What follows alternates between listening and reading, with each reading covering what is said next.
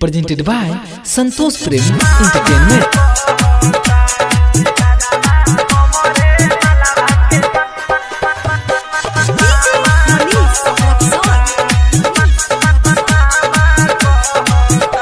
रे यारावा हमरे मलवा के लइका हमरा के मामा कहता।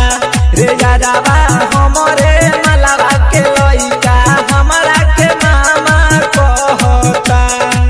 हमके मामा कहता रे हमके मामा कहता। तो कैसे जाना से मिले जाई बाबू के नाना कहता। रे यारावा हमरे मलवा के लइका हमरा के मामा कहता।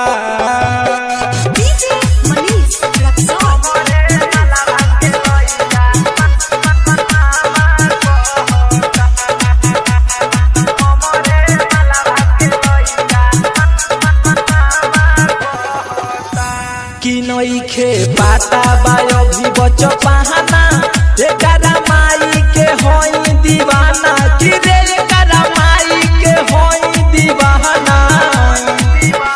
कि नइखे पाता बायो भी बच्चो पहाना एकरा माई के होई दीवाना। रे यारावा माई के एकरा दीवाना। तुम शकील बाटे भइल समझाना ई कैसन हवा बहता। रे यारावा हमरे मलिया के लइका हमरा के मामा कहता।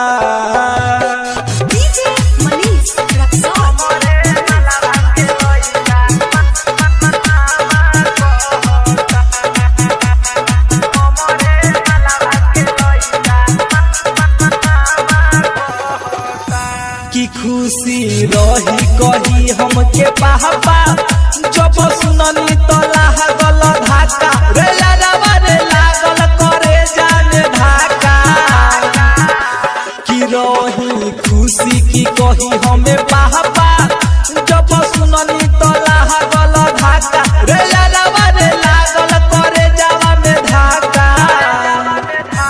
कि अंशु ऐसी अनुज सोनिया दौरे दर्द माथा करता। रे यारावा हमरे मालो के लइका हमरा के मामा कहता। हमके मामा कहता रे हमके मामा कहता। तो कैसे जाना से मिले जाई बाबू के नाना कहता। रे यारावा हमरे मलवा के लइका हमरा के मामा कहता। Media zone recording studio Pathak market Ambara Chowk, Sewa Ghat, Muzaffarpur.